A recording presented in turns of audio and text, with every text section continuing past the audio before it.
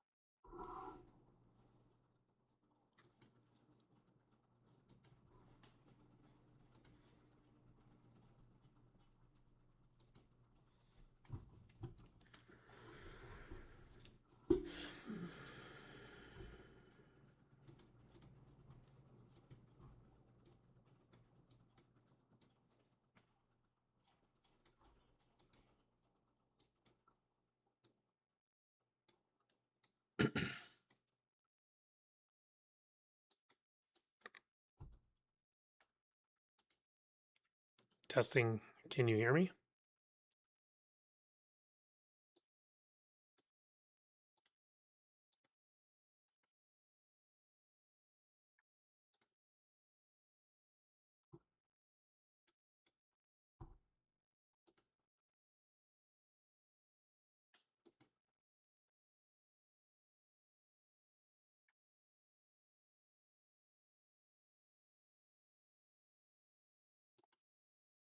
All right, I'll start in about 4 minutes, just giving people time to come in.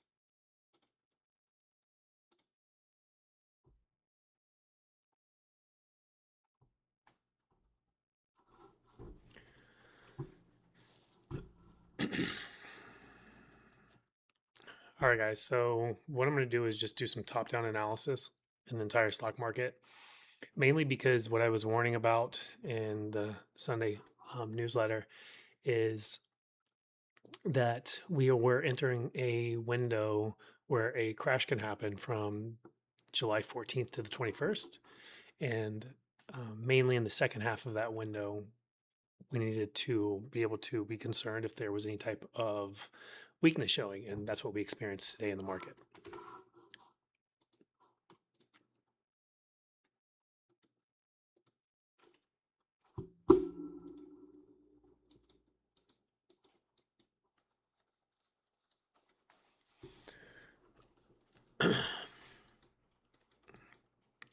Okay, so as far as doing macro analysis, the main thing I do is I look at the economy, all right, see if there's any data over the last week to 2 weeks that has put a sour taste in Wall Street's mouth.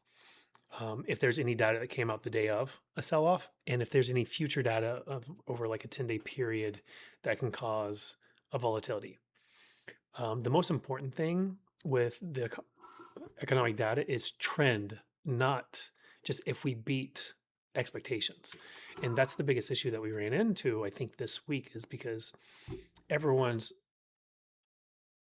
celebrating saying that, inflation has topped or peaked because we got a lower inflation reading. But when you look at it zoomed out, it's not as impressive as one would think.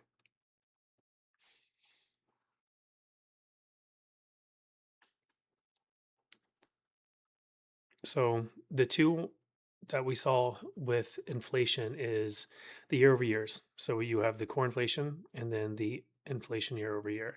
The core inflation they put more value to, but if you just look at these as a trend, like the just regular inflation trend, even though we beat expectations this week, it's not significantly lower, right? It's still within the realm of the last few months. So this could just be an outlier in which Wall Street prefers um, more than one piece of data to be like, oh yeah, the top's in, right? So I figured what would happen this week is they would use the expectations of us beating as a ploy to be bullish, even though it wasn't exactly bullish. Because at the end of the day, we're still higher than we were in March, right? And we are still higher than we were in the last year, right? It's the only times we've been higher is the last 2 months. Other than that, inflation's been higher since Trump took office, and that's a fact. So that's the regular inflation. Now the core inflation is they find more importance to. It did drop, but once again, it's still hovering on the higher end. And I did have a thesis earlier in the year where I said if unemployment didn't spike, that it was a high probability that Trump's administration would manipulate the economic data. And I do believe that's true. I mean, just like Biden's administration did. So all in all, even though we beat expectations, I'm not very impressed. And neither is Wall Street, to be honest. You need multiple data points to prove that it's a trend downward, not just a lower reading. So that's inflation. Now this is the bigger thing, right? Even though inflation came in lower, PPI. All right, let's look at PPI. If you look at PPI, it's still higher than last month, and this I think is why the market's selling off. It beat expectations, right? It came in at 4.7, right? It came in at 4.7, is forecasted at 4.9, so that's a beat, and that's what X was bragging about. But it's not a beat. It's still higher than last month. It's just it wasn't high as analysts forecasted. So that's not impressive. And what this is companies eating inflation rather than us. So this shows under the hood that inflation is still rising. It's just the producers are the ones that are eating the inflation costs rather than pushing it down to us. So on an economic level, this is not good. Okay. They made it look like it was this week, but I don't believe it is, and it doesn't look good to me. Right? The trend is still higher. Look at this. Since August of last year, we're at almost a year of an uptrend. That's not good. All right.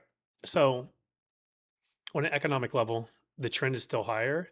And if we get any type of job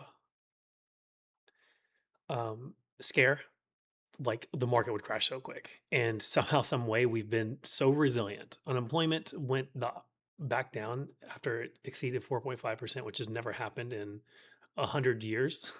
Anytime unemployment's ever exceeded 4.5%, it's always preceded to 6%. 4 out of 4 times in the last 100 years, which is why when it didn't happen, I'm like, Trump is manipulating the data. So on the job side, it still looks good, but it's just kind of base. It's not like we're growing job wise. It's just always slightly beating expectations. Now, on the inflation side, it's not good, right? The trend is higher. Did we beat analyst expectations this week? Sure, but the trend is still higher. And this month, the producers are the ones that ate the inflation cost.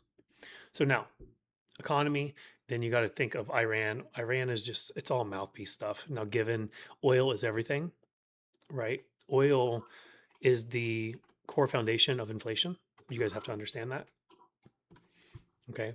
It takes oil to produce energy, to distribute, to store, to manufacture. Okay. Oil, gas prices is in everything for distribution. So if oil increases, then the cost of everything increase. Okay. So it's going to spike inflation. We had that scare earlier in the year, as you can see, and then it skyrocketed. And then we've kind of been through a correction while Trump has been doing his thing with Iran. Then 2 days ago, I believe, Iran permanently closed the Hormuz Strait, which is why we started curling. And I made this a trade idea back at $69, $70 a share and stated that we would spike. It was the most obvious part of it was Trump actually tweeted a tweet that said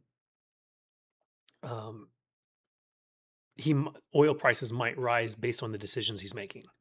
The man literally told you he's going to spike oil. And then what did he do? Yesterday, he started bombing Iran again. So we had that spike. It's rallied 15% from the lows, or 19% from the lows. We're at a point where it could go lower. The trade was just a temporary trade for us. We went and took our profit. I wouldn't have more than 30% in this position if I were you guys. I've already sold most of it. Ideas for the gap fill, but I'm not really keen on keeping it as a trade. Okay, so now the macro analysis. The thing that matters the most is mega caps, indexes, Bitcoin, okay, the US 10-year, US 30-year, the dollar. All right. And then kind of like the top 3 names of every sector is what I like to look at. Because if you look at every sector, you can kind of see the health indicators of wealth distribution in the stock market to see if people are being risk on or risk off. Because you got to think of every positive thing that Trump does or the economy does, portfolio managers or money managers will add and allocate more funds to the stock market. With every negative thing that happens in the economy, they have to pull funds from the stock market, right? So, for example, when Trump starts going on his hiatus, like in 2025 with the tariff war and all that stuff, right? Every other week he was making a tweet and doing really irrational, aggressive things. So every time that happened, money managers had to take 5% of their portfolio out, 5% of their portfolio out, and that's what started causing the destruction from like the February top all the way down to the April crash where we dropped like 26% in the market. And usually what happens is once money managers take enough money out, there's a capitulation event. They're like, okay, we sold enough, so now let's sell a lot, get the discounted prices and re-enter. And that's what the crash happened in 2025. So where are we at with the macro indicators? Okay. So Sunday, I talked about Bitcoin. So Sonny, I talked about Bitcoin. We're at a major level here. I figured we would pull back into this demand zone and then rally into the overhead supply. And I said the bigger picture is, and if it wants to play exactly how I'm calling it, we rally into the supply zone and then we back up into this more deeper retracement for a higher low, but it's a scary low because it's almost a full retracement, right? So if we pull back from this 57.7 low to that pivot high, the 60 to 78% is between 60 and 59,000. You're only 2-3% from a pivot low, the pivot low. So everyone starts panicking at that point, especially the people that bought all this prices right up here. So if Bitcoin drops here, that's enough to cause a lot of damage in the market, especially when you see it barely rejected today and the mayhem that happened in the market, right? So my outlook here is, we got I called the bottom at 57.7. We got the 3 white soldiers, and then we rallied for 7 days straight. We got the dip, we got the rally. So until my analysis of this starts playing different than I'm forecasting, then I'm going to assume I'm correct. So I'm calling for a deeper retracement. And a deeper retracement means a sell-off in the market. So you got to be careful, okay? Especially when the miners dropped 8 to 10% today, and we'll talk about that in a minute. But as Bitcoin, in the short term, I'm thinking bearish, right? Until we breach this high of 67.2, the risk is to the downside, and we're seeing a clear rejection at my key level, right? Now there is a supply zone that was created here.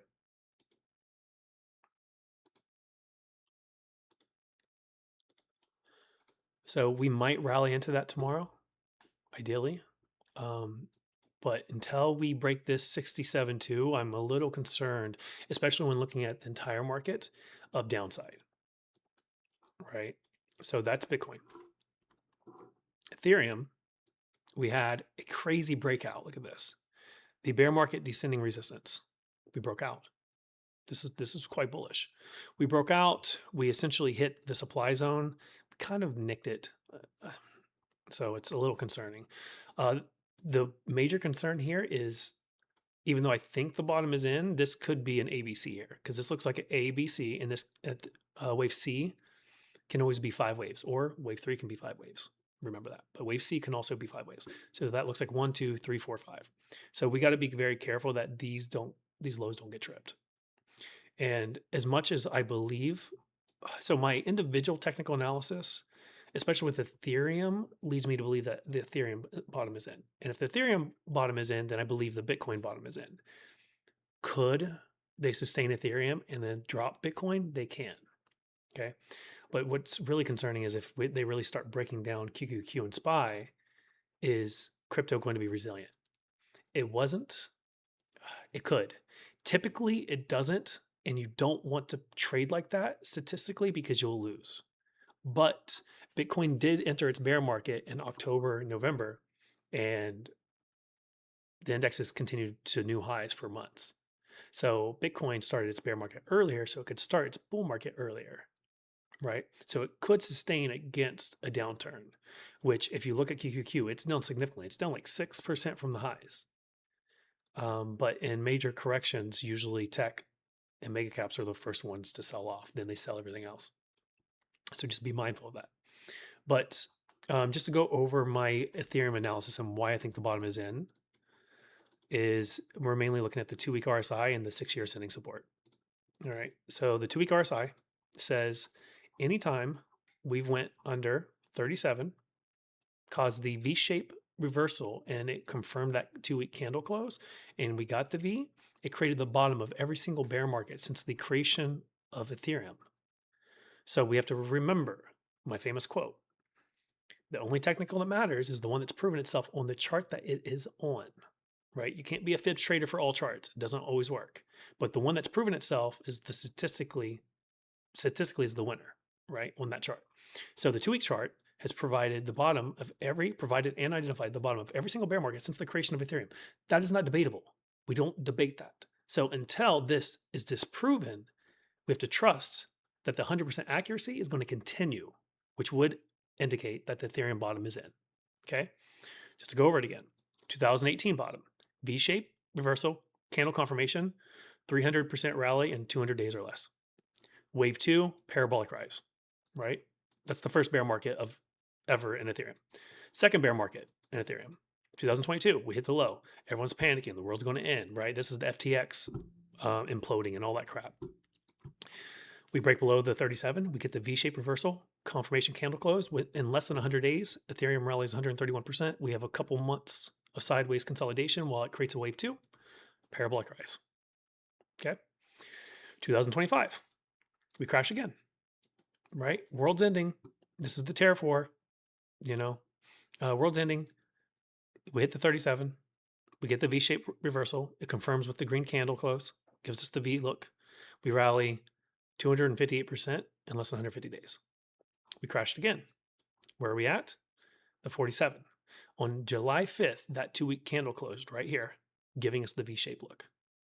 Okay. Gave us the V-shaped look. We're breaking out of bear market descending resistance.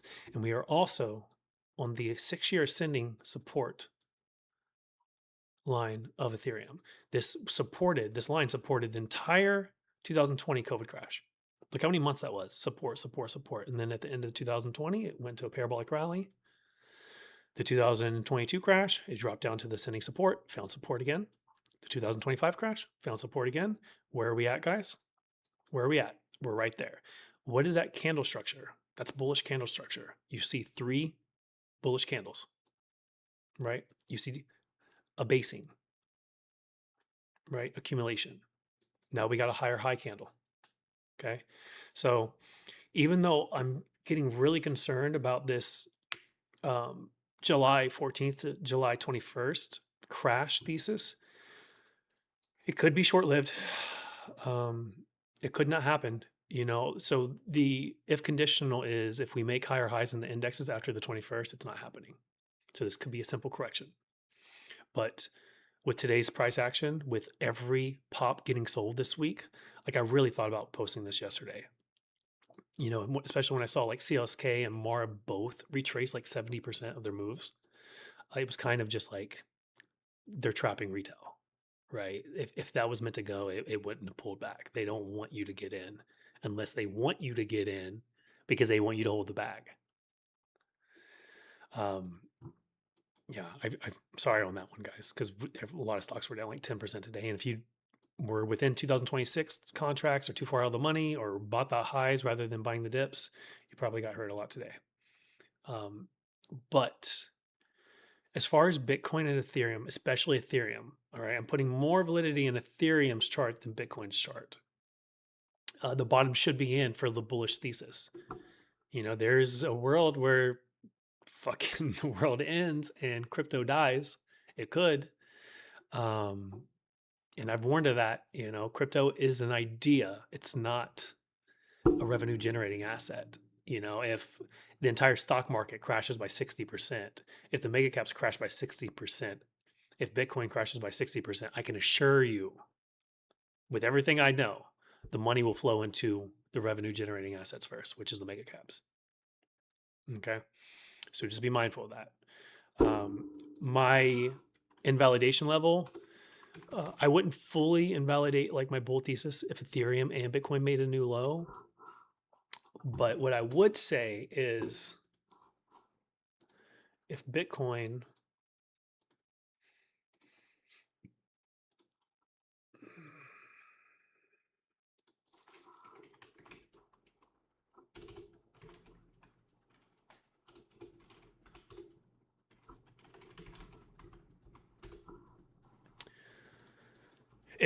breaks under this 51K, 50K level and we start giving up 50K, I'm really concerned for the future of Bitcoin.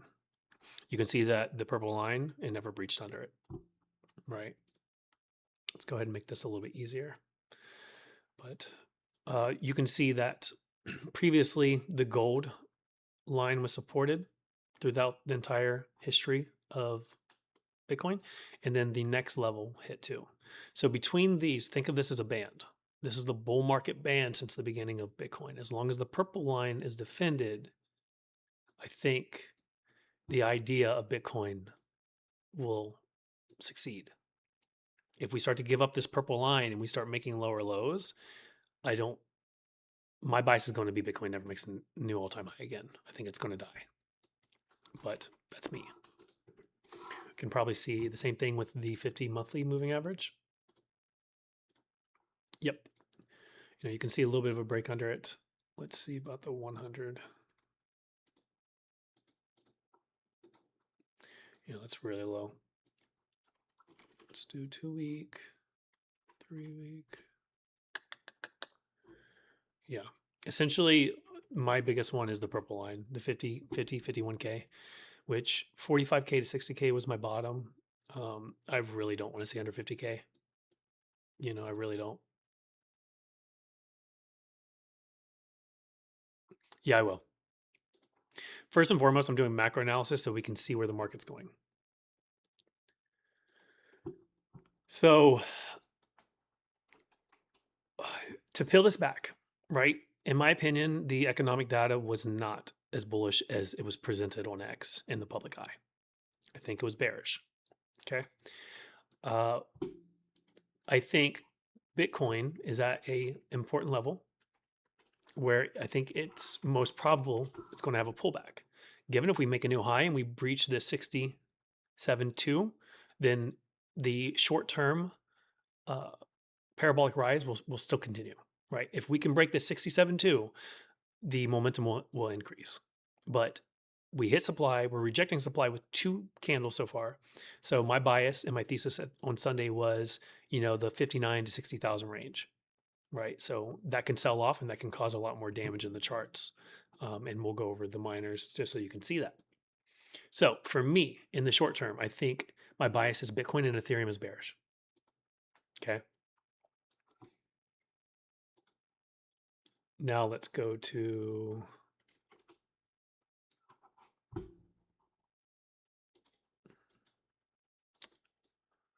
I don't really see anything too concerning with the dollar. US 10 years just chopping around up top. All right. So, and now we're going to run. Okay, guys. By the way, if you look at this, we're selling off in after hours, which is what I did not want to see. Did not want to see this because essentially QQQ is breaking under its demand. And this is starting to play out. But anyways, so SPY.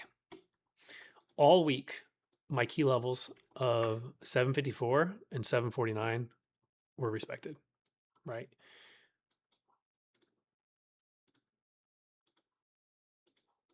You can literally see it, right? Popped up, rejected. Rallied, rejected. Rallied, rejected. Rallied, rejected. And now we're starting to sell off. And in after hours, we're really selling off. Now, given in regular trading hours, we broke below. It's because there was a demand zone over here. We broke low and we rallied back above 749, but now we're kind of breaking down in after hours, and this is always really bad. A breakdown, especially if QQQ does, can cause a gap down. So that's why I said to go, raise cash by 10 to 30% of your portfolio today before the close, just because I was worried about this happening. Right. The biggest concern is, when you look at all these together, we're at a major area that's scary, right? We are overextended. We've done 2 bull market rallies back-to-back years. We're starting to find weakness. We're starting to find lower highs. You can see major pivot high, lower high, lower high. And that's why I kept saying 754-ish, because we were going for that lower high. And now we're starting to break down. It's a lot more clear on QQQ just because it's further away from the top. With SPY, we're 1.4% from all-time highs. So they're essentially holding up SPY while they destroy the mega caps. And that's why QQQ is in after hours down 6% from its highs. That's wild. That's crazy.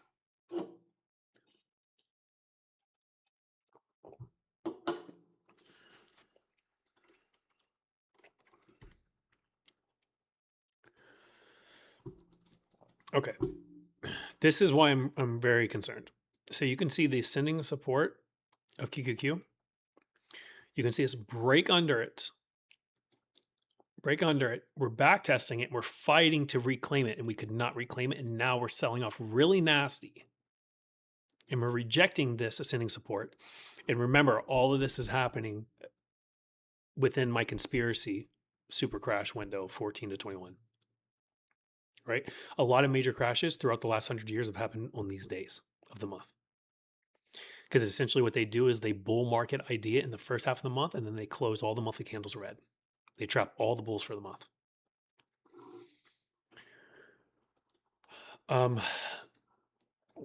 My conspiracy chart for NDQ. This, I'm going to put a lot of validity in this. I'm not going to show you guys all of it, but essentially my thesis is major tops happen at the top of the trading channel. So I thought we would get this high, and we still might get this high. It's 10% away. We still might rally to this high going into September. If we start to make higher highs after the 21st, this is still in play. The crash is nullified.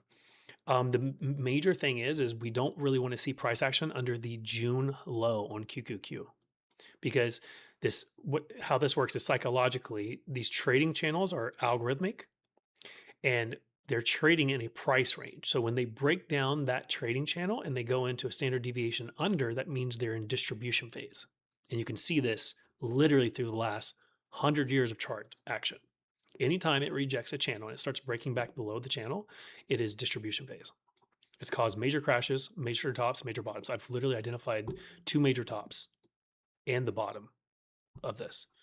You know, the April 2025 bottom, the 4800, how did I call it? Literally this. I've had these trading channels drawn out since 2018. I have not added any new ones.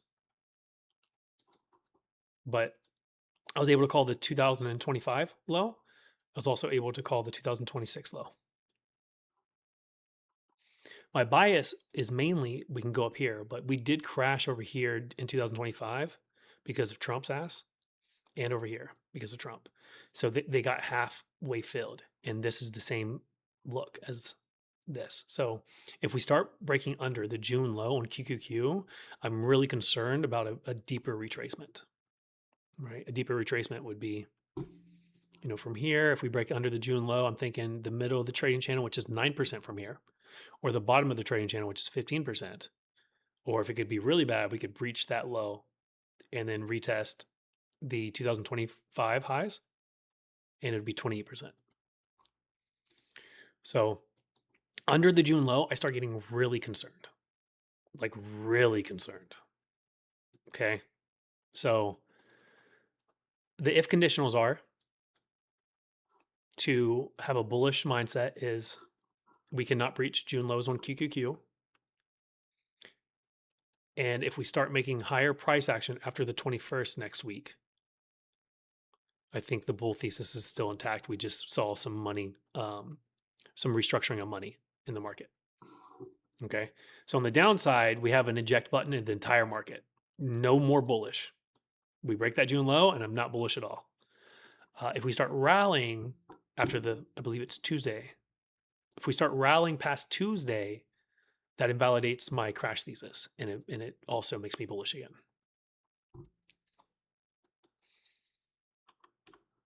But this is where we're at on QQQ, and this is why I was talking about a possible gap down or rally.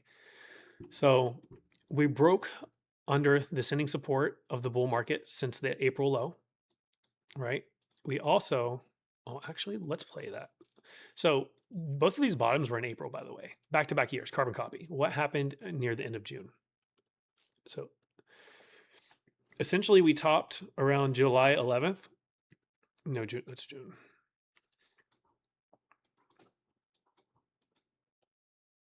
June, and then we corrected till June. Nope, that's June. Yeah, essentially, no. They rallied all the way to the end of July. Yeah, anyways. So we broke under the ascending support. Now what we're looking at on QQQ is this ascending support right here. We have the ascending support from the pivot low of June 9th, and then also the pivot low of July 7th. and now we're pretty much right there. So it's around 700. So if 700 can be defended, we could see higher prices. If 700 is given up, I think we have an attack on this June low. I think we could undercut it. I think this purple line could be in play, which is approaching that June low. But we could see a waterfall here. This is a flag. It's a wedge, and we're running out of space, right? It's like, well, that's the end of July 31st, but I really doubt we stay that tight for the rest of the month. Something else to keep in mind is every single day this week, they rallied into the close, and this is the first day that they sold off into the close. So either they gap and trap and we rally tomorrow into the close, or we could see another sell-off. So my thought process is as long as we can defend this low into the 8 o'clock close, we should gap up. If this bleeds out of this gold box in the next 19 minutes, I think we're in trouble. I think a gap down happens. I'm going to pause that really quick, and I just want to cover Netflix really quick as a trade idea, if any of you guys want to take this overnight. So my main indicator, the ADL, it's showing me a possibility of a bottom. You can see that it identified this major bottom, which was a 43% rally, and it broke under here and then re-rallied here for 28%. Now, given when it broke under, you didn't see a V shape at the blue. It went all the way down to the green. We can see at the end of day, it rallied into the close, right into the close, and gave us the V-shaped look, similar to these other lows. So what I'm thinking is with this gap down, no matter where we open out on Netflix, I think we close higher, which will extend that up. Now, if we close red and it reverses this, then I think Netflix is going to get decimated. But currently we are at the 2022 bull market top, which is an SR flip. And then we have this multi-month demand zone here where the value area high is at around 66. The Fibs extension of this as a possible wave 4 is actually on 66. So that's funny. We could end up just appearing like a bleeding down to 66 in the overnight hours. I went ahead and took a small position at 68. If we can get to 66, I'm going to take a big position, and then I'll literally cut it in half at 63, and then I'll cut it completely under 60 if that actually happens. And I'm only doing this as a tradable bounce, right? I'll literally sell half of it on the gap fill attempt. Until then, you also see the purple line is resistance. So that resistance is around 74. But this could be a thing that literally does like the Nike and does a full reversal and closes green on the day, especially if they do a gap and rally tomorrow. All right, anyways. So Bitcoin's bearish. Ethereum is bearish. SPY is bearish. QQQ is bearish. That's not good, guys. In the short term, that's not good at all. Especially going into this window. Like it's very scary because this window, if it's a sell-off in this window and we don't reclaim that by the 21st, this could be a big crash. And once again, look at how bad the names were decimated on this turning date, right? Like 1 day, 2 days into my after the 14th, immediately started selling off because it's Thursday, right? They baited all week, and now they're closing the weekly candles red. So Bitcoin bearish in the short term, Ethereum bearish in the short term. If QQQ gives up this level of 700, it's very bearish. SPY looks bearish. Tesla, it finally hit my level, but now I'm a little worried to buy it. This looks like distribution. You know, we hit this level up here, the supply zone. Immediately the weekly zone was tapped and it just bled. Then they rallied it and then they sold it off, and they literally just kind of been bear flagging it for the last few days. If you look, the kind of the support level here is that purple line, which is down to 380. But if this is an ABC and we have one of those crashes, this could go to about 280 to 290. At 280 to 290 a share, it's put all your money into Tesla, because that's the weekly purple line that allowed me to identify every bottom. Right now it's around 265. So maybe it would get up to like 270. 275, but it's identified every bottom since 2020. So if we get an ABC here and it drops down to that, I'm going to literally say everyone prioritize this. Originally, under 387 was my buy zone, but now I'm a little worried. I wouldn't be so quick to allocate funds right now until after the 21st. If anything, just raise cash and make sure your positions don't go red, and especially significantly red, especially with options. That's Tesla. SpaceX, crashing and burning. I warned about this, literally right here. How the fuck are they going to put a $2 trillion market cap company in QQQ when not a single company under $100 billion is not profitable? Every single one of them is profitable. Tesla or SpaceX is not profitable. Like, what? I couldn't believe they did this. And then it literally gave me the bias that they're literally going to run QQQ down because they're going to sell this off. Like, look at this. Look at all those reds. Gapped and trapped. I call this, even on the IPO, I said they're most likely going to rally it and then they're going to sell it off for months. There is a window where I think 120 to 130 could be a buy if you wanted to do this in like a long-term account, mainly because I guess I deleted it, but I took the Tesla IPO and placed it over SpaceX and it's almost identical. And then the bottom of that Tesla IPO is around 120 to 130. This Fibs extension right here is down to the 128 area, as you can see, and we're kind of bleeding into that. So if you start to see a base here, some candle structure trying to tempt at a base, you could take a position. But, people were like, don't listen to these furus that are going to be like, oh, this is a long-term investment. Of course it's a long-term investment. This company can't exactly really succeed unless they take us to Mars, unless they start merging companies, right? So just be mindful of that. Be aware.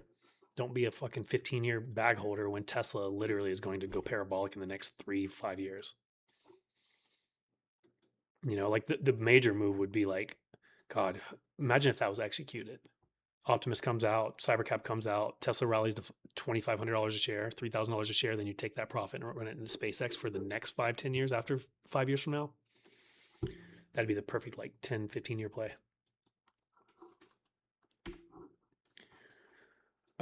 Now, just quickly, I'm not going to really talk about this. Just if this inverse head and shoulders breaks down, just be aware. Ultimately, I was thinking that we go lower. The moat, until we break out of that moat, I'm bearish below it. You can maybe trade it to the upside, but it's not a lot. Microsoft, here we go. This is a big one, guys, especially with today's rally. Okay. On the daily chart, you can see my indicator. Anytime it has broken above this white line right here, you see that? And then it gives it up, it has created tops in Microsoft. I'm not going to show you, but these tops at this gold line, when Microsoft reverses, every single time Microsoft has reversed, SPY and QQQ have dropped 2 to 5%. So if Microsoft tops this week and starts to sell off, I think SPY and QQQ have another 2 to 5% to drop. Just because the other 3 times this has happened, that's what happened. 100% accuracy until it disproves itself, we trust it. Okay. Now, given once we've hit the support line, if I drew ascending supports and the real drop didn't happen until it broke the ascending support. You can kind of see it here. It broke it, and there was a scam gap up, which immediately just sold and then took it lower. Ascending support here. They ended up rallying it, gapping it down right at the apex of it, and then sold it lower. Rallied it higher, ascending support. It broke the ascending support of the ADL. That marked the top of Microsoft, and then a 25% drop. So now we're here. And essentially, if I wanted to clean this up a lot, I would do something like this, right? Do something like that. And then the real drop will happen if this breaks below this. Now, given, just like other resistances, sometimes they break. So we need to be mindful of this. If the ADL keeps making higher highs, this could be a breakout, not a breakdown and rejection. So I want to be mindful of that. But at the moment, the 50 to 61%, I think it's at the 50 right now. Yeah, I literally rejected the 50% retracement of this move, which is typically where shorts step in. So just be mindful of that. I'm bearish below, 440 to 415. Until we break out above that, I really think that this could be a trap, especially when you look at this. Okay. So at this moment, especially if we see a gap up, if we see a gap up tomorrow on Microsoft, I'm taking a short immediately. And then I will add to that position if we close red. Understand the significance of that. If we gap up, that is a bull trap. Then they close it of red a day, which would then turn this ADL line upside down, and it would give us the breakdown confirmation. And if it gave us that confirmation, we could add heavy, like almost all in type scenario for like a couple percent move, which would be like 10 to 20%, just because it's such a definite trade if we get that rejection. So in a perfect world, we get a gap up and it closes right on the day. That would be chef's kiss.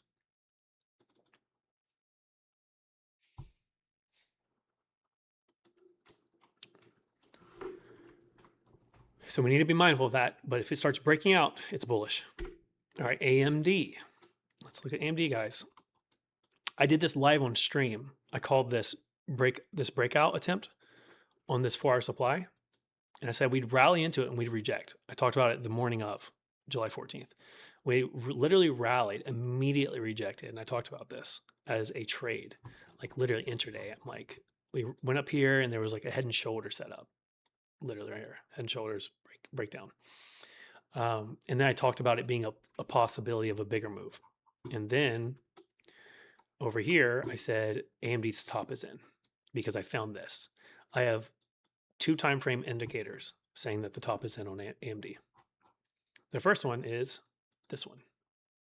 Okay. You can see this. We're around this resistance level on the ADL. You can also see this is a moment of truth. Is it going to find support here or break down? It kind of broke down, but it could have a rally tomorrow. But if we get another down candle, this is going to signal a breakdown of this resistance. The other times that we hit this resistance on the daily and then broke down is right here, which it rallied and then rejected and it broke the ascending support, which I'm not going to draw, but you guys get the idea, right? Ascending support. And then it sold off for 38% over like 60 days. Then right here was an attempt of accumulation, and then they decided to sell it off again. It sold off for 18%. And then right here, it broke the ascending support. And in the short term, it sold off for 35%, got a lower high, and then eventually sold off for 58% over the course of 6 months. You know, this could be bad for this. So now we're here. If we get this breakdown, and this is the daily, if we get this breakdown, this could signal, you know, the other trades were at minimum, you know, 18, 38, and 56%. That's on the daily. I'm doing macro analysis for now, guys. Don't worry about individual names. The macro analysis says everything, right? If everything's bearish, then everything's bearish. The indexes, my macro analysis thesis controls the entire market. So what I conclude through this macro analysis says what the market's going to do, the majority of the market. So that was the daily. And now you have the hourly, right? The hourly rate. Let me go ahead and draw these verticals for you right here and right here. And then we had this one. This could be a lower high. You could kind of technically do that. But once again, you always do like ascending supports, right? Ascending support, ascending support, ascending support, ascending support. And if you look historically, when we hit this resistance level, even on the hourly, once it broke the ascending support, what did we get? 15% drop. What did we get over here? 17% drop. What did we get over here? 13% drop. And then now we have this breakdown. And where are we currently at? 14%. So we're starting to break down here, and this is a 2-time frame analysis with the ADL. The daily and the hourly both are breaking down. You can also see that it found support here on the hourly. It found support here. So we could look at this as a possibility if we get down there. essentially, I would almost say that I think we might sell off till we get there. So we could hold a position until we get the ADL aligned to that support level. So Bitcoin is bearish. Ethereum is bearish in the short term. SPY is bearish. QQQ is bearish. Microsoft has it looks bearish, but we are at that point where it could break out. If it breaks out, that's bullish. So it's kind of indecisive. But if we start to see breakdown here, that's bearish. AMD is bearish.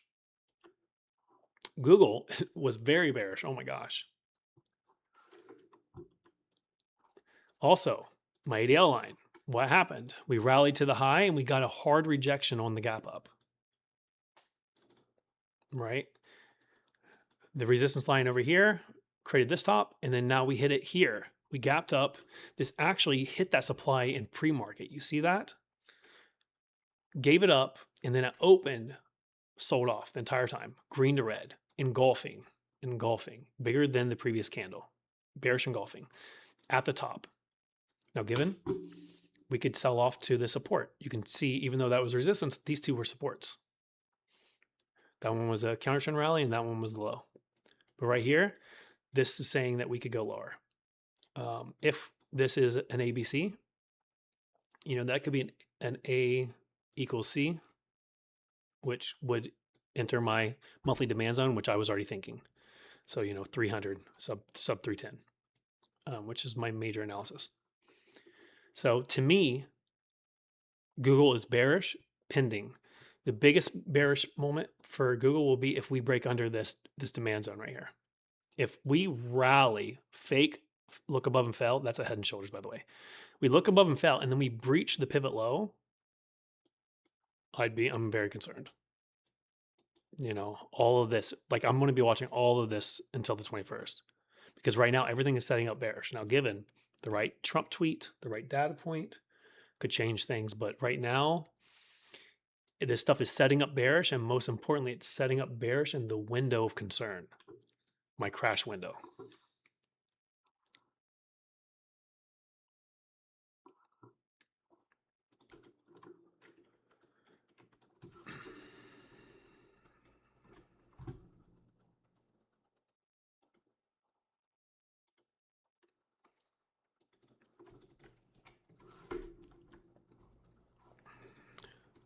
My major level here was this one, the 756 or 256, bearish below on Amazon. It tripped it, and it had immediate sell off. So right now this could be concerning because I'm pretty sure that's the 61%. Let me add 61% to that. Major rejections happen between the 50 and 61%. So shorts that want to take this lower are going to sell it off there. Also, this could be a wave. God, I hope that's not a wave 4. That could be wave 1, 2, 3, 4, and then this is wave 5. It takes all the way down here, because wave 2 typically shouldn't, or wave 4 shouldn't exceed wave 2, which it's always finicky. But right now, it's doing a hard rejection there, which also aligns with 61%. So right now, this could be a fake out. This is a bearish occurrence, right? We're rejecting where we're at. So until we break above 258, 259, I'm very bearish on Amazon. So we have Bitcoin, ETH, SPY, QQQ, Google, AMD, Amazon, all bearish looking. Don't worry, we got more. All right. So Apple has 5 waves here. Given on the chart, you can't be bearish. It's a blue sky breakout right now. But that on the smaller time frame does look like 5. 1, 2, 3, 4, 5. It's squeezing. You can tell it's squeezing because it trapped both shorts here. So these are supply zones, and it didn't respect either one of them. It straight blasted through this one, said, nope, gotcha, bitch. Then it rallied to this supply zone, hung out in it, didn't sell below it, and then rallied again. They intentionally squeezed this so that they could trap everyone that tried to short at both these supply zones. They're doing this on purpose. 8 o'clock close. Let's just take a quick look.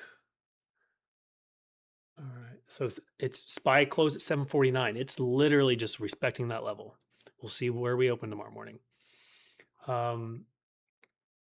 QQQ tried to defend it. It might that QQQ close is a little concerning, but we'll see. We'll see. But anyways, right now, the biggest thing to look at on Apple is it could pull one of those double top type scenarios on Google. Tomorrow's candle matters the most. If it's red and it has a reversal here, that could be a breakdown.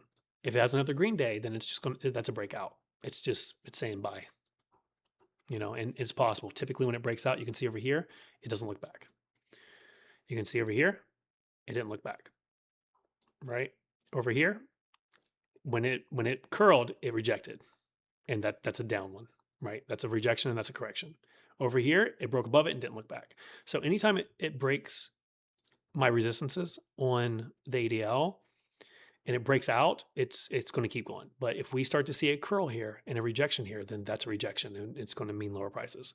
So Apple is bullish pending tomorrow's price action. Let's see what happens here. Let's see if it can hold the market. Meta.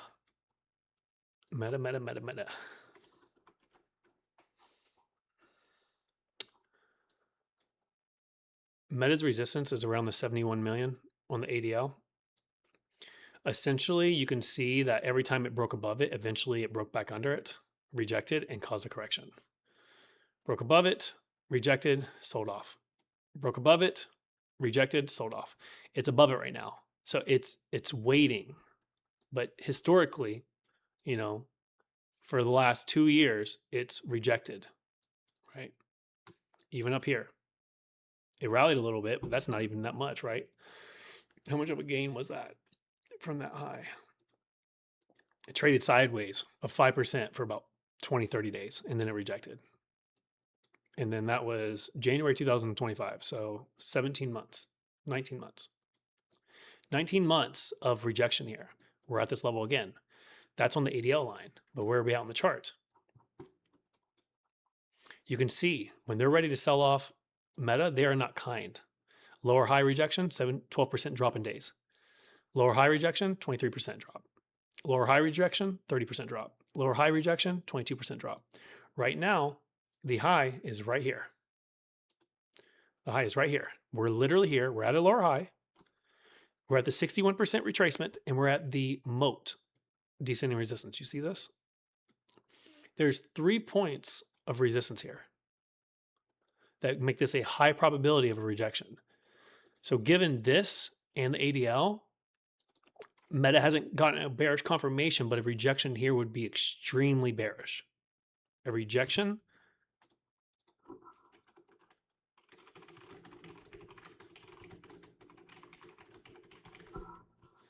extremely bearish, right? So we need to be mindful of this. This is why I said earlier that we're practically on a ledge in the stock market. All of these look really unhealthy or really at a point of rejection. Now, could they break out? Yes, they could, but I feel like they need some news. They need some data. They need something. They need a Trump tweet that's defining. But, Meta is pending the bearishness, but that is a concerning look. That is a very concerning look. I mean, you guys can see how ugly every one of those rejections are. So I would say, a break under 649 and it's going to get bad. I feel like that's going to confirm a rejection because you can see every time it rejected, it did not play. It was fast. It was swift. They caught all the retail. They said, oh, wait, we're going to rally to new highs. Nope. Trapped you. Hopefully it's not one of these, man. That gap down like that. That's savage.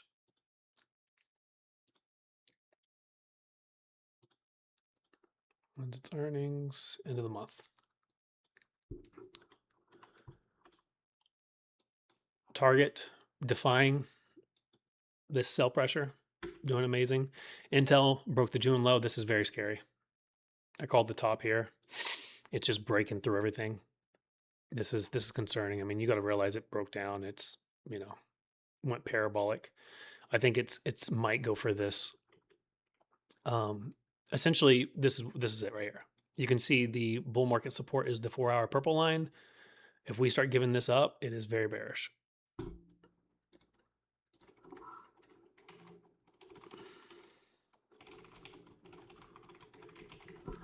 Under 93, and I think it goes for the gap fill at 80. You know, you could literally look here for structure. The top side, do we have anything? Yeah, you have a supply zone right here after it broke that demand zone. Let me go and delete that demand zone. And now, you know, back test here. Essentially until it breaks above 104.50 and 105, I can't be bullish. Intel doesn't look the greatest. Nvidia,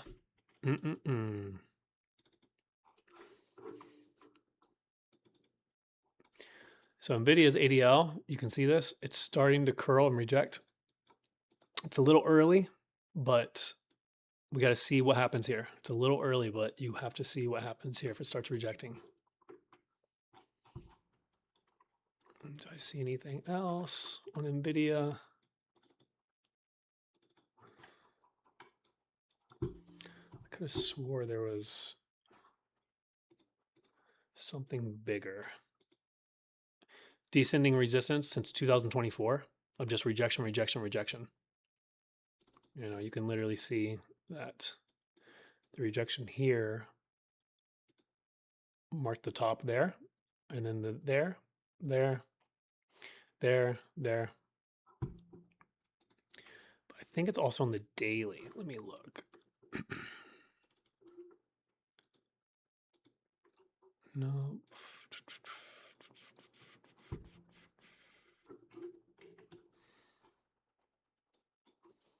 That's head and shoulders on the 4 hour. I think that's going to play out. I think Nvidia continues selling off. Mainly the chart. So here's the moat. You know, it could rally up to that high. We have supply here that we couldn't get over. The 50% retracement is right here. This could be wave 2, 1, 2, 3, 4, 5. Until we get above this 50%, 61% retracement, you can't really be bullish above this, but it is Nvidia. So just have to be mindful of that. This is kind of in the middle. I wouldn't say it's super bearish, but it's not the greatest look.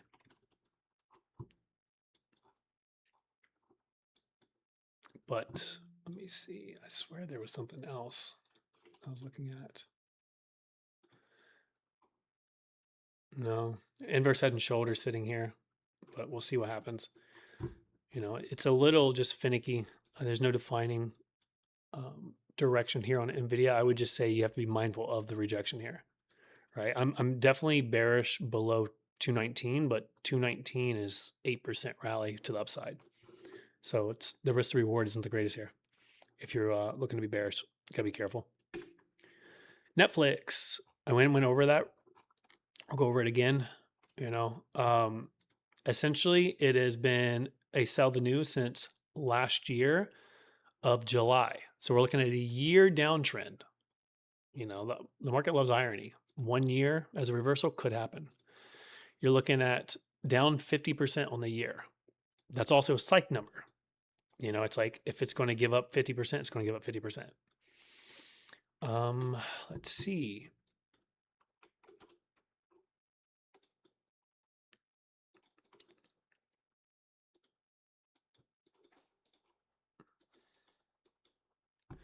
It's currently at the 50-month moving average, which historically has not found. There was a counter trend rally here. There's a little bit here, but overall, you know, since the creation of Netflix, that hasn't been a really big indicator. But let's see if we can find something that has, as far as bull market support lines. Nope. Yeah, no, nothing really super defining. I would just say, you know, the 200-week moving average is at 70. The SR flip is at 70. You know, the 2021, 2022 high is here. So if this was meant to be like a wave 1, 2, 3, 4, that's where it would reverse at. It would find defense here. So that's a bullish indicator. This is a bullish indicator. Then you're at monthly demand over here. The monthly demand zone, the value area high is around 65 to 66. The VPOC is around 61. under 61, under 60, which is what I posted, I would start thinking this is going to fail because typically demand zones don't get retraced over 50% of them. If it starts going past the 50% mark, it's usually a failed demand or supply zone. So I give this a high probability of a reversal, mainly because the ADL lines on the hourly and the daily. Right here showed the major bottoms 2 times, except it's under this would be very bearish. That's on the daily. Also, it's been finding a base here since July, given it made lower price action here, but up to this point, right, it's been finding a base at the support line. So we'll know by a high volume hourly candle by noon tomorrow if it breaks below this. If it makes a new hourly ADL low, that is a very bearish occurrence. But my base thesis is I think wherever Netflix opens tomorrow, I think that daily candle closes green. So if you buy the open or if you buy the dip after the open, I think it's going to be a winner. If it closes red, that is extremely bearish and would support the crash thesis. But I think there's a scenario where like AMD and Microsoft are red tomorrow, or other names are red, and then Netflix is like one that's green, right? It's like fighting it for balance because that's a huge liquidity sweep. You know, that like there's a lot more demand there to get a rally out of. All right. So all in all, that's why I'm mainly concerned is we're looking at crypto short-term bearish, SPY and QQQ short-term bearish, all the mega caps, the majority of them, right? If you take 8 of them with SpaceX now, if you counted them as 8, I think 5 of them are bearish, you know, and that's concerning. Let's look at VIX. I warned about VIX causing a rally Friday, right? Because historically, you know, you can see here, the only time it goes under this is if it starts really accepting under 15, and then that was a squeeze in December, which then caused the next crash. And we're sitting here and we broke under it, and now we gapped up, and now we're making a higher low. Also, that's starting to look like an inverse head and shoulders. So VIX is not on our side for the short term either. I think there's a possibility of pain. All right, now names, guys. Now names. I'm a little concerned. The reason being is the longer a play takes to play out, the less likely it is to play out. Right now, I'm starting to get concerned even with NEO just because a lot of people are posting about it now. You know, I posted about it and I spammed. I made like 6 posts on it, and no joke, it's wild how many people are posting it. And now we're entering, you know, July 16th, and it broke out, but it's struggling. You know, as far as its ADL, it's right at the bottom of this support and this ascending support you can see here.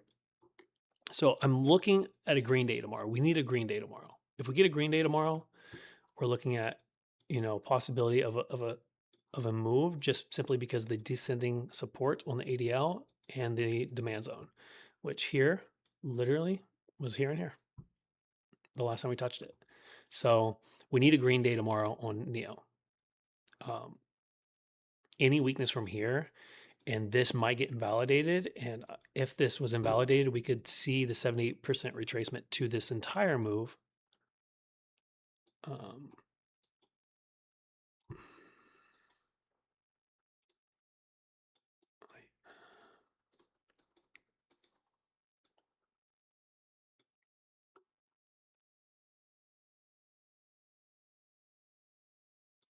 Okay. Yeah. So ideally, bullish above for this pivot low of 466. We break below it, and I think this was a bull trap. So we'll cut it at a break under 466.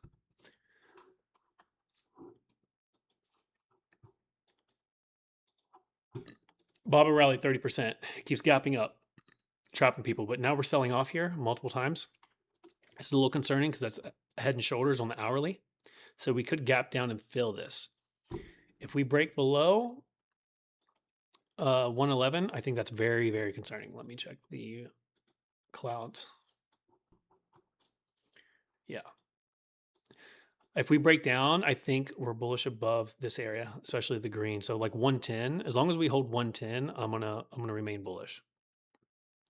We start breaking under 110, and this could retrace a lot more. The biggest part of all this is right here, this ADL. This ADL demand zone has marked the bottom of every single BABA, which is how I literally knew the bottom at 91 right here. But we're starting to make lower lows and we're grinding this out. And I don't like seeing this because typically you see impulsive moves out of this. You see this? All these are impulsive. The only one that wasn't impulsive was right here. It made a lower low. So I'm open to this happening because then the end result was literally the entire bull cycle of BABA, right?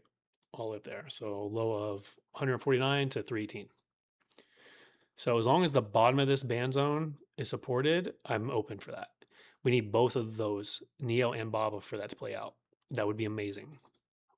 But if they give those levels up, then it's look out below. Nike identified the bottom, right? It's literally up 3% today, 4% today.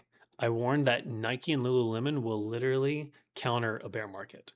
And I do believe that. So be patient. DCA, you're still not very far from the bottom, 15%. So DCAing any dip down to 10%, buying bottoms from 10% from the low is amazing. It's trying to break through this descending yellow cloud. And I think it's going to get that gap fill. I really think Nike and Lululemon will counter any bear market trend. I really believe that. So make sure you have a position there. And if you go and raise cash, I wouldn't raise cash in Nike and Lululemon unless it's too big of a position.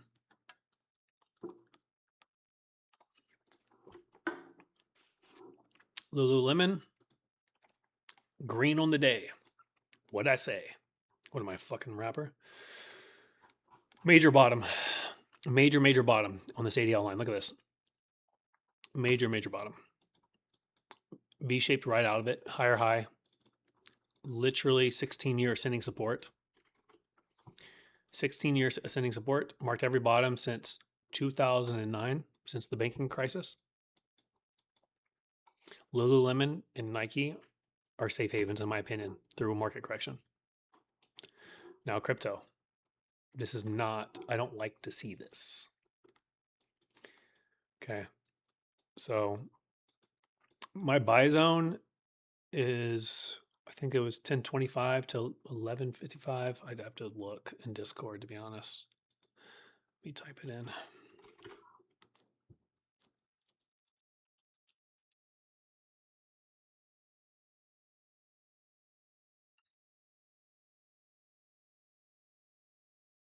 $10.25 to $11.75 is the buy zone.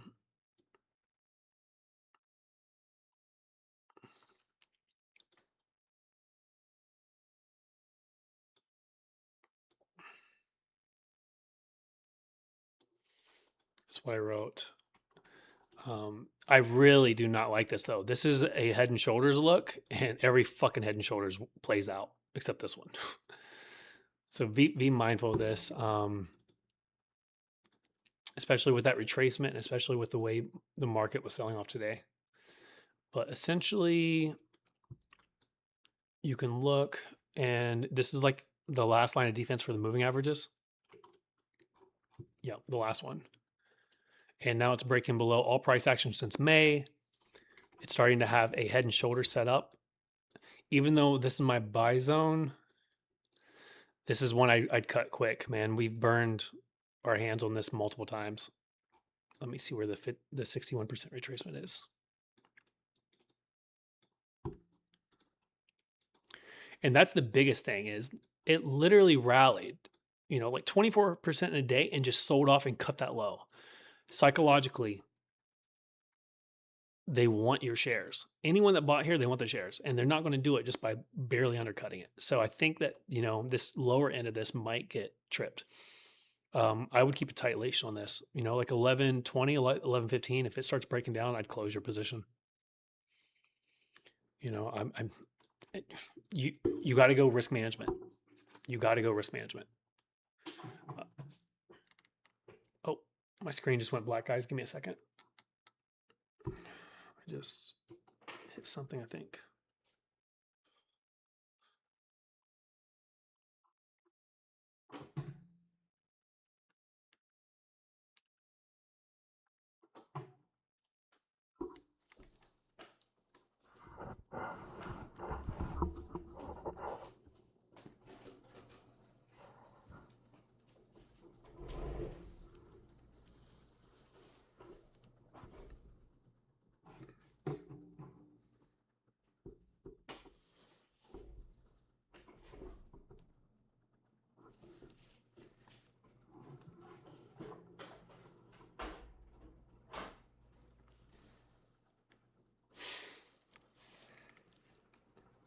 foot.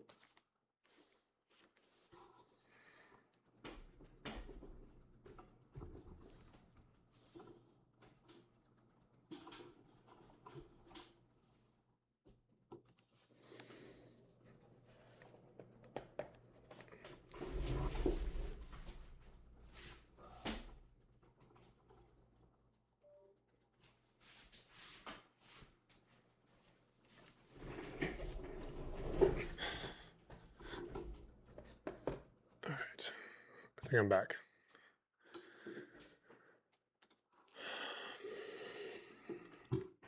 All right, sorry about that.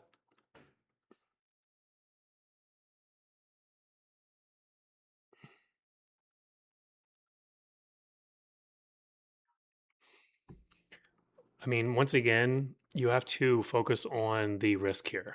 Let's not think profit because that's going to make you mismanage your portfolio. So we're in a concerning window until the 21st. It's all about risk management. You don't want to lose any money. I just executed 15 to 20 trades with 100% accuracy. You don't want to make your account go back to zero in red. So until we surpass the 21st and I get more clarity, the idea here is over the next 2 to 3 trading days is risk management, not profit. Let's not get all excited by big, large numbers that are far away, especially when the price is going the opposite direction.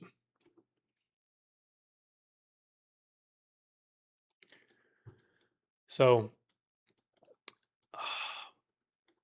under 11.15, I would consider cutting it and then maybe look to re-enter at the 10.39 at the 61%. But then if it starts breaking under the 10.26, then it's like we could see something ugly. We could see a whole bull trap. Let me look at the monthly chart, see what it looks like. So yeah, see, that's a zone right there. That's a structure zone, and that could create a supply zone, which it technically has if we close down here. That's a perfect candle that I would consider a structure zone. So if we break down from here, that becomes supply. So risk management, especially when the broader market analysis is bearish in the short term, the short to medium term. So as of right now, don't think upside profit target, think risk management. Under 11.15, I would start reducing your position size, and I definitely would not stay in options. MSTR, I believe this bottom is in as long as this ADL line is supported right here. This has never went under it, and it identified the last super bull market in 2005. This is how I identified the bottom, and we rallied 30%, right? I was so loud on this because of this. So as long as that's defended, but right now I don't even like the way that looks, right? Typically it's a parabolic move outside of it. You see that? Then a retracement, which it could be one of these, but this took weeks. So we'll see what happens here. But I would have preferred for us to rally up to the 155 mark. On the chart specifically, right? So we rallied 30%. We're starting to get this structure. It's trying to find support here. So it's already hit the supply. It got this rejection at the red 20, which was the end of the uptrend here. Our demand zone realistically is right here. This is a beautiful one, and we actually closed in it. So this is a beautiful demand zone. Any very bullish setup, we do not want to see under $90 a share. Under $90 a share, and just the entire thesis starts getting shaky, especially with the broader market analysis. All right. So under $90 a share, we don't want to do that. Until then, I'm bullish above 90, which means we're very close to a possible bottom. We got a little bit of a hammer candle here in after hours, but that doesn't mean shit. But if you see any type of powering up through this tomorrow, remember guys, in demand zones, you draw descending resistance. In supply zones, you draw, let me see one. In supply zones, you draw ascending supports, and you can see what happens at the breaks. So we're falling in demand. You have a clear structure here. that literally comes at tomorrow's open. Like if I come over here, what is that? Friday at 9 o'clock. Look at that. So a breakout and you could see a rally easily. This is where we want to be. On the hourly, what is that? That's a beautiful inverse head and shoulders. Beautiful inverse head and shoulders, which is exactly what we need, right? We need to power up and we need to rally into the close tomorrow. We need this gap down to be a trap in the broader market, and all that structure that I talked about in the larger caps needs to be resolved. HUT, I warned about it going to the gulag. It's down 12, what was it, 12%? 10% on the day, was at one point down 12%. This is a head and shoulder setup, and it's breaking the neckline. I would be very careful with this. I think it could easily do a gap fill. 85's in the cards very easily. You know, after this gap fill, this is what these arrows mean. The gap fill and the 61% retracement, acceptance under, next leg down, reversal here. So this $80 area is the line in the sand for bullish and bearish thesis. IREN hit my buy zone and my purple line that I talked about in the Sunday newsletter around 36. We broke down below it. I'm not a huge fan of what I'm seeing here. I really didn't want it to go this deep, but here we are. This is my line in the sand here. So it's broken all my ascendings on the ADL. So these are invalidated. And the last leg of defense is right here. And it's right there. You know, essentially, let me do this. Let me create a demand zone since it's like kind of wide. So it's falling in a demand zone. I think if the ADL drops under this, on the if we drop below this on the ADL, then the bullish thesis for IREN is nullified and void.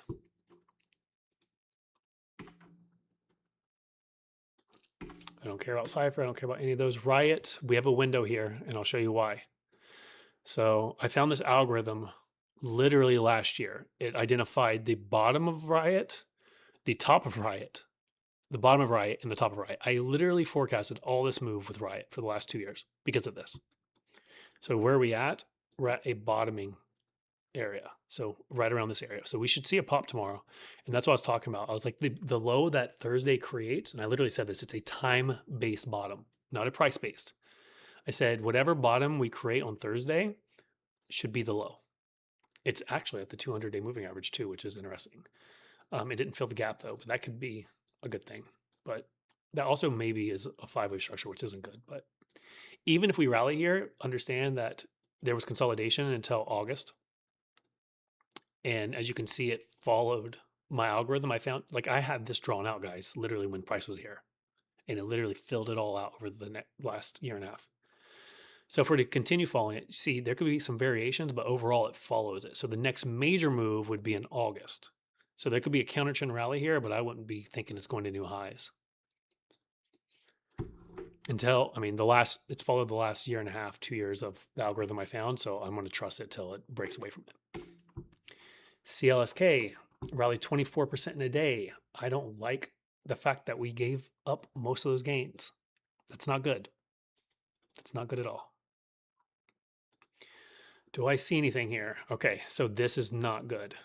You can see since 2025, my ADL support identified every single bottom, bottom, bottom, bottom, bottom, and now we're breaking under that. This could be a signal or a clue for what's to come.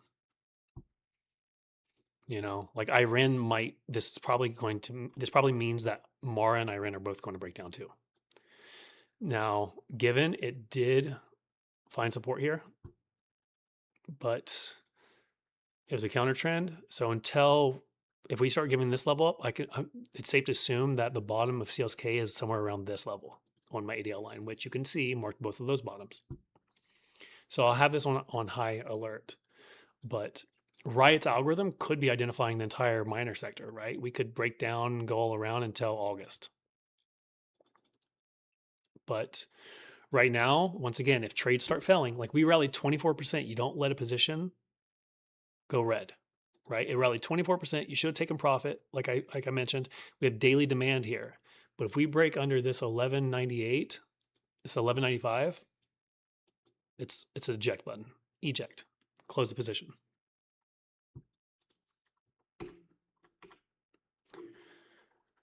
Hood, it's rejecting.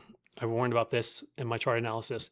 It literally, since July 2025 and the all-time high, has never made it past 123. It rejected the 61% retracement. The only time it ever went above it was right here, and this was simply a bull trap at the top of the bear market. Right when the bull market ended in Bitcoin, and I called it in September, October, and I said, "Hey, we're about to enter a bear market."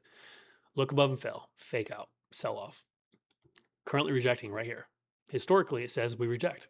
So until we break above 124, I'm not bullish on Hood. I'm bearish. And if you were bearish, you could have taken a really good position here, simply because of the risk to reward. You know, you're risking 4% for, let's say, the 200-day moving average, a 3-to-1 win rate, 14 upside for 4% risk. That was a great trade, although it could be much lower. Coins near lows. If it gives up one of these levels, I mean, every single person that's bought since March 2024 is underwater. Get the fuck out. Let's see if I have anything else important. No.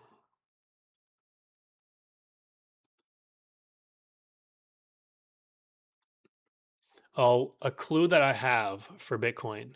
And once again, even we need the confirmation of lower lows after the 21st for the entire stock market to crash and to give me that bias. But even then, we could see perseverance in crypto since it started its bear market earlier. So we could see sell-offs in the indexes and then support in the crypto space, right? But a little secret, Grayscale, Bitcoin Trust, the Bitcoin ETF. Since 2022, guys, look at this. My ADL support marked the bottom of both of these. Where are we at now? Now, given over here, what it do? It also undercut it and had a bullish divergence. Where are we at now? We're bullish diverging. Descending support, supported. So I really have the bias that Bitcoin and Ethereum is in. I really do. I think the bottom is in, and I think those dips get bought. And honestly, what could be happening is this money could be rotating out of mega caps and going into crypto. Like, I don't believe he's going to do it, but Trump keeps claiming he's going to remove tax on crypto. If he did that, dude, he would kill the stock market. Everyone would sell their stock portfolio and buy crypto, because like the people that are making over 400K a year, it's 40% tax. Like, what? Dude, it would cause the biggest bull market in crypto ever, and everything else would die. It'd be wild. ENPH, I knew this was going to be a scam. I mean, you could have a little bit of window here, but under 38, I'd kill it. Like, these names are sketchy. Oh, this is why I was like, I was waiting for this. There's one of those guys, like Long Investor on X, it's really bullish on this. I think this is bearish as fuck. You got the SR flip of the purple line. You got the 50% retracement. Wave 1, 2, 3, 4, 5. I think it goes to lows, but we'll see. I was bearish below 41. That was an amazing risk to reward. You're looking at risking 5% of the upside for, once again, the 200, retest of the 200. What is that? 6% risk for 18% profit. 3-to-1. Amazing. Trash names. All right, and then a couple more. AVGO, I did analysis on this. I talked about this being the top. Literally, we tapped it. We're rejecting. I think it's a buy down here at under 326. This monthly demand zone, the purple line, you can see this purple line was amazing. Around that area since 2023, it's found support. It spent very little time under it. So it's safe to say it could be again, and then also in that monthly demand zone. So it's a stock to look at under 325. I'd cut it under 290. PLTR, you can see it's an algorithmic channel. You have 2 standard deviation trading channels. It's only hit the top trading channel standard deviation 3 times. Otherwise, it's been between the middle 2. Rejection. So it's safe to say this demand zone will eventually get hit around 115, and then you can see where it goes. It could go down to the standard deviation 3, down to the 98 level, which would be ideal for an actual buy.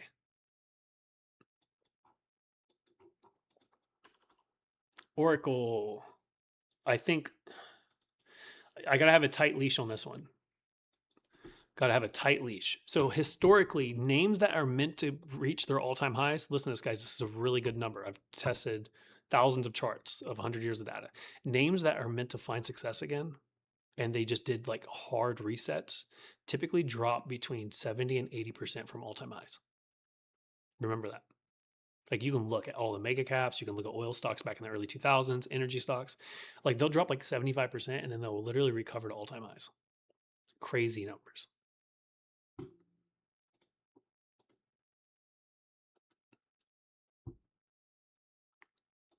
So all in all though, where are we at with Oracle? It's literally been a waterfall crash. It's at 65%. What I'm looking at is, I haven't posted this, guys. This is secret. I didn't post this on X. But since 2008, my guys, and even before then, look at this. So the first bull market back in 1992. Let me get rid of all the confusion. Back in 1992, where was it? So anytime it hits the purple line, it's a generational buy opportunity. And I can prove it, right? Bull market started in 1990. It literally had a 7-year bull market. It retraced to the purple line and then went parabolic from 1998 to 2000. When it broke under it, it was an accumulation phase for multiple years, but essentially, if you even bought here, you didn't lose much, but you just didn't make money. It's called opportunity cost for 4 years. But we reclaim it, we backtest it in 2009, and we rallied for 6 years. Backtested it, rallied again till 2019, backtested it. Rallied to the 2020 COVID crash, backtested it, and now we're right at it. So I said, and you got to realize also, not only were we right at it, but we're also in a waterfall effect. So this is an extremely oversold condition. Most people have sold everything. So the sell to buy imbalance is huge, right? So there's a lot of opportunity for money to be made here because people are selling. So I'm looking for a sweep of this purple line.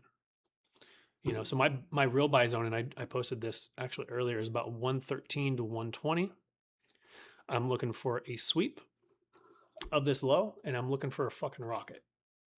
I don't think it's going to spin very long here, because the longer time it spins there, the more people are going to realize it. Where is that at? That's also, looks like about the 50% retracement of this monthly demand zone. 38%. That's perfect. Monthly demand zone.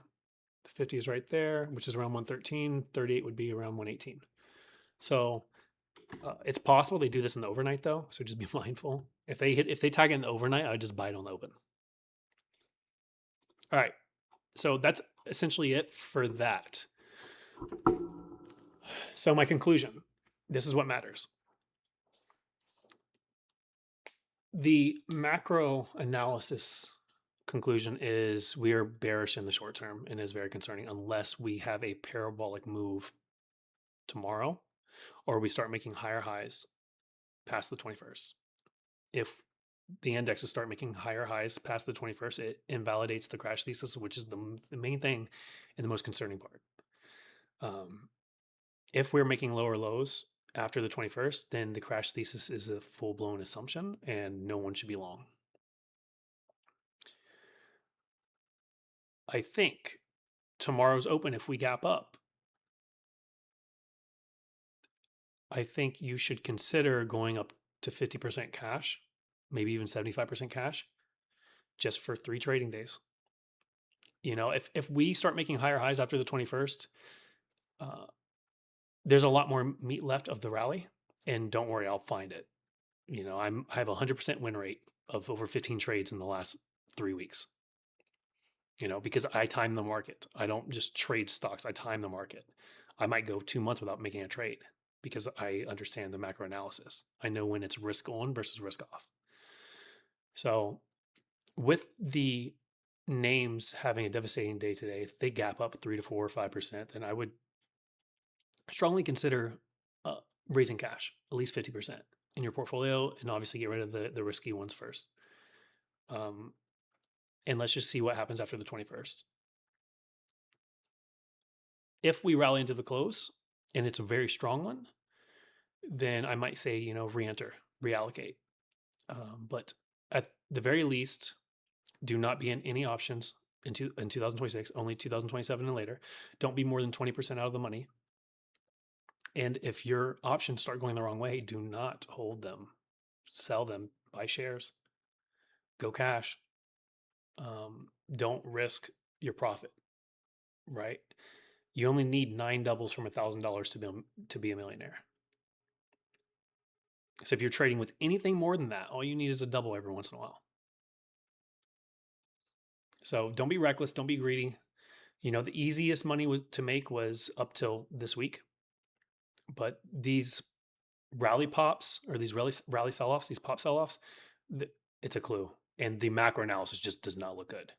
And I promise you, if VIX spikes over 20 and the index starts selling off, everything will sell off.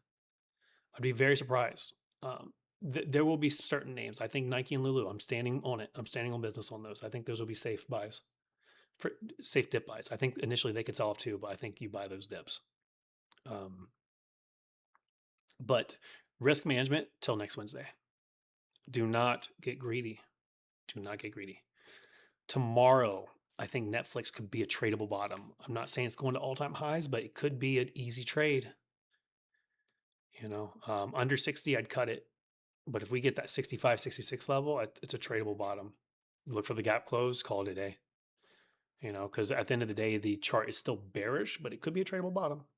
Could it be the bottom? Yes, but I'm not fucking playing that game. They have a bunch of fucking pedophilia TV shows on their shit. So I just don't see how that's going to succeed. But be mindful of that. Be aware. Don't be asking about new price targets. Let's not worry about price targets. Let's worry about if the market's going to remain bullish.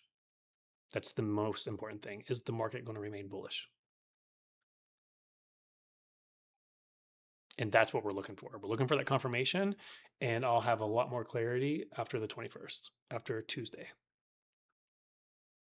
Because if it's not, I promise you, being a buyer is a sucker. Thinking that you're going to win and on the upside will make you blow up your account. It will make you give all your profits on the year back. So the most ideal situation is when in doubt, when concerned, risk management. Reduce your position size. Take it off. Get out of short-dated option contracts. Get out of option contracts. Get out of the risky ones. Do not look at your profit. Do not look at your P&L. Do not be like, oh, I was up 40K on the month or the year or 10K up and I need to get half that back. No, don't do that. Don't do that. You'll lose, surely. But that's all I have for now, guys. Now, if you guys have any questions, you are more than welcome to ask for any questions or any chart requests.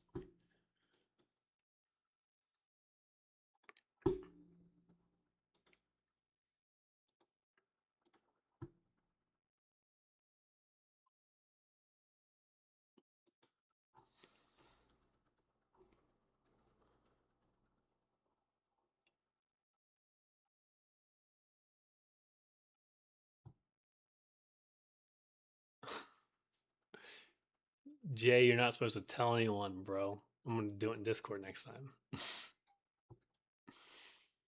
I had 1,800 viewers on X, but they were killing my content. Like they were watching me do chart analysis and then not even liking or viewing my content. So I'm like, fuck that.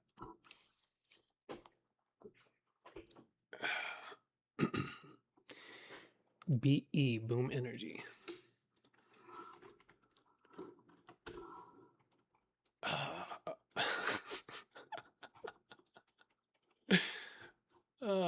I mean, what do you want me to say, bro? This thing's up.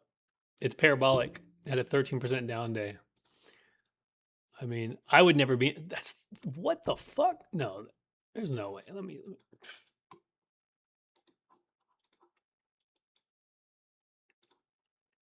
I would have never made it this far. A 4,000% move. I mean, I've actually made 2,000% on Luckin Coffee. So I won't completely bullshit that, but I would have never made it this far. I'm surprised if you did. I mean, you made your money, bro. I don't know where you bought this at, but this thing is up significantly. It's down 13% on the day. It's a hairline away from trying to for a gap fill, which is another 10% drop. It is going to put everyone underwater that's bought since April 2026. And it's also a fear factor of, people wanting to rush to the exit just because they're up so much. So just be mindful of that. Uh, I think this is a name that will follow the general market. If the general market goes bearish, then this entire thing is going to go bearish. I think the easiest target would be 118. I think to look here is to extremely reduce your position size. And you can see the entire bull market support from April 2025 low is the purple line, and it has not tapped it yet. So statistically, it should find support at this purple line for at least a counter trend rally of the 50% halfback. That level is currently at 118, and that 118 is also at this demand zone in this pivot low over here. So around the 115, 120 area, you could look at taking a reentry or resizing up. Under 110, I'd cut it. Acceptance under this purple line means a change in trend. Let me say that twice. Oh, okay. So you don't own it. Okay. Your entry is, I would say the best entry is 115 to 120. 125, and then under like 110, I'd be very concerned. I'm going to say this twice though. A change in trend is a change in trend. The bull market trend is this purple line. If it gives up the purple line, the bull trend is over. It has changed trends, which means not bullish. Could be sideways, could counter trend rally, but it's up 4,000% in a year. Don't be a dip buyer in the first 20% drop. Be careful. Have a tight stop on that. Don't get too infatuated with it. The thing is literally went parabolic.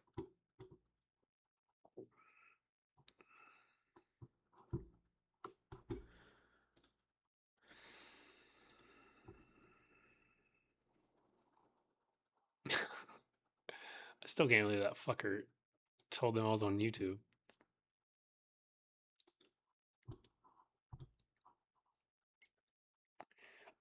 Striker on TikTok. So short term, I am bearish below 67.2. Ultimately, I did a macro analysis just now, and I am kind of bearish on the entire market in the short term with a very concerning note. Now, given if we start making higher highs after Tuesday, the 21st, that will invalidate an extremely bearish bias I have. But we initially rejected the supply zone that I warned about in my Sunday analysis. And my major analysis is I think we could fall back to this 59 to 60K area. But ultimately, I'm bearish below 67,300. And I can't be bullish until we break that out, until we get that higher high.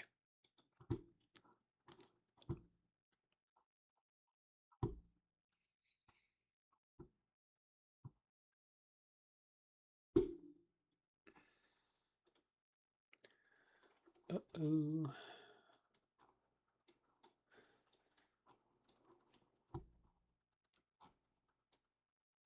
QQQ breaking down in the overnight. Man, I made this. I call this as like a major trade too.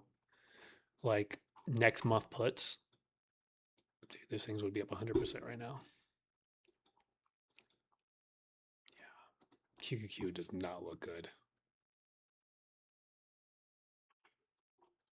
I kind of think it wants 680.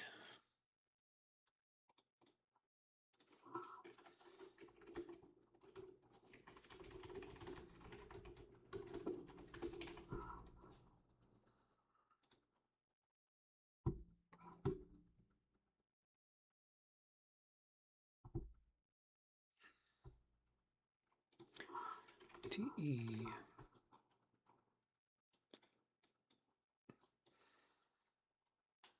I mean, this looks like a five-way structure. 1, 2, 3, 4, 5. We're starting to get a waterfall effect. Is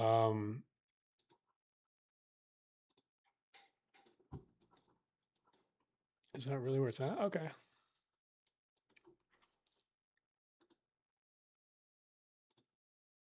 Ooh. I mean, realistically, it shouldn't go under 538. So there could be a buy zone here under 535.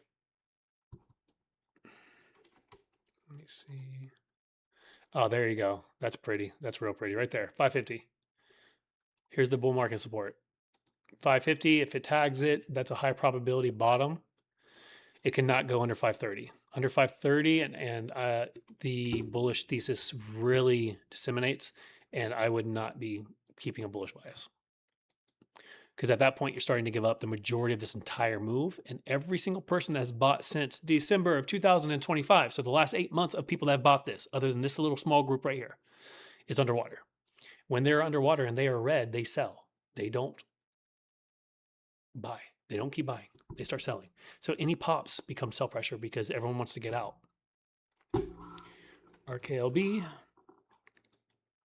Your bull market support band is right here. That is no bueno.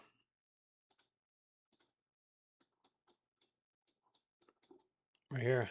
All through 2025. The April crash low. Gold, gold, gold. Every single one of them gave you a beautiful, beautiful move. This is just the beginning of the change in trend. Could it be supported at this purple line of $60 in this demand zone? Yes, but ultimately the trend has changed, which means it is not bullish. So, and look at that. Literally breaks under, back tests it, rejects the 50, waterfall sell off. Not bullish. You can try your hand at 60, but don't burn your hand. The trend has changed. Respect the trend. Look for names, charts that look better. Nike and Lululemon are better than this. MSTR with the pivot low of June is better than this.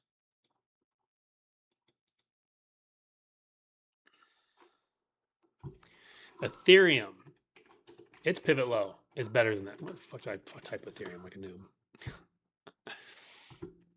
This pivot low right here, bullish above it, very bullish above it for over 100% move into the end of the year. Over 100% move.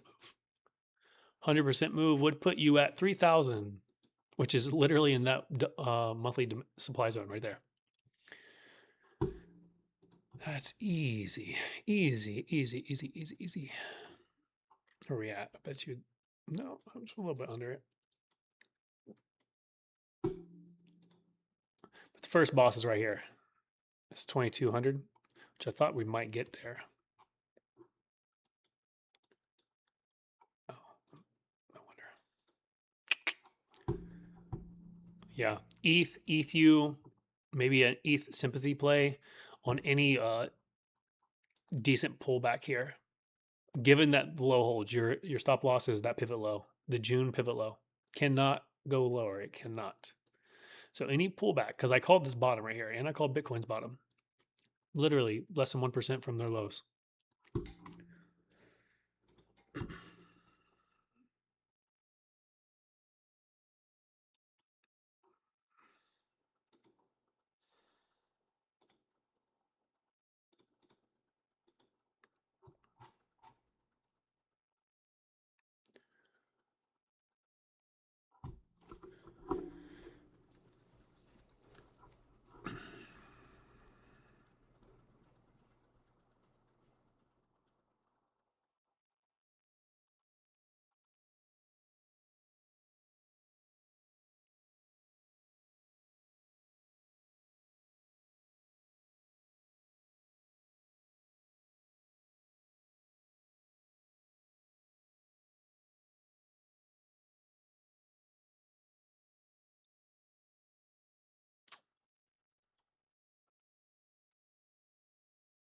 Solana. So I called Solana. I called the bottom. Made an official post on it. I called this Head and Shoulders back in 2025. Let's clean this up a little bit just so it doesn't look so ugly. You know, the easiest thing to do is to go to my search bar and type this little magnifying glass right here, guys. Because you can easily go look up my thesis on Sol, right? So back in November 2016, hey guys, Head and Shoulders, watch out. Price is at 132. Got my buy zone at $65 a share. That's in November at the beginning of the bear market. Where are we at? I do an update in June. Solana has bottomed. That's all you need to know. Just zoom out. After calling the Head and Shoulders in 2025, we hit my $65 buy level, and we have RSI double bottom on the weekly with my demand zone and a descending resistance or descending support. So triple analysis, triple technical confluence for a high probability bottom. Given my thesis with Ethereum and Bitcoin, I think it is probable Solana has bottomed. As far as it making a new all-time high, I'm not very confident in that. You could look at the 50% halfback, which is around 150, which would be over 100% move from here. But I would be careful, and you know, you can see through the cycles they keep killing crypto names. So you might want to stick with the number 1 and 2. Is Tau? Am I looking at the right chart? I mean, I wouldn't touch this. I don't give a fuck if it's at the low. You know, in 18 years, it spent very little time. I don't know. I wouldn't mess with it. There's a descending resistance here. You can look for a breakout play. Is there anything? If I'm even looking at the right name for you.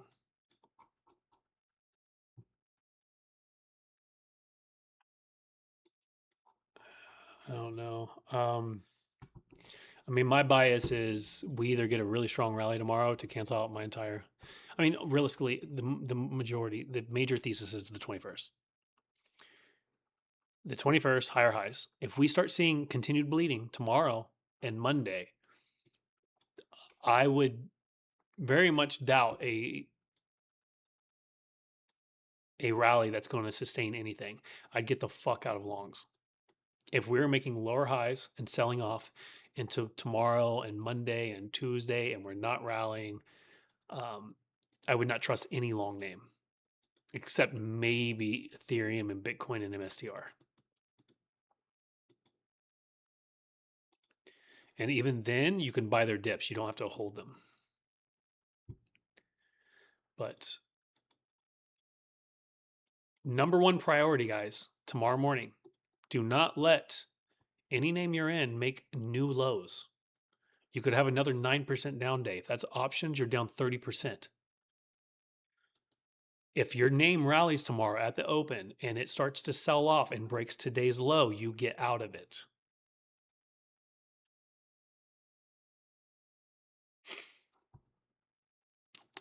I mean, you must have just, Carmine, you must have just got in here, man, and not listened to my entire analysis. I'd be very careful.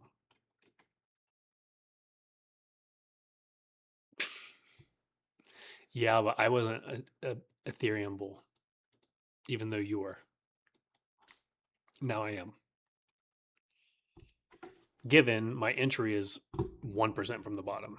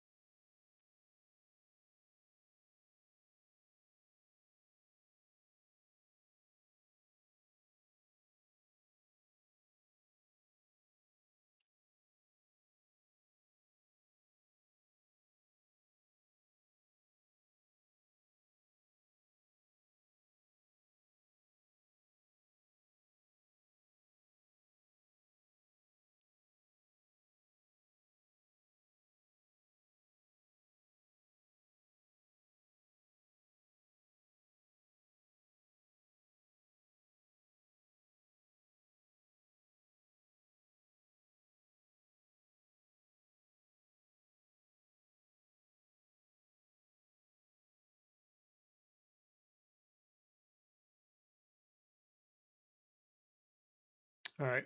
We good? That all? Once again, over the next 3 days, number one priority is risk management. Do not let your losers continue losing. If we gap up tomorrow and the price starts breaking down and we breach today's low, sell your positions, especially if they're options.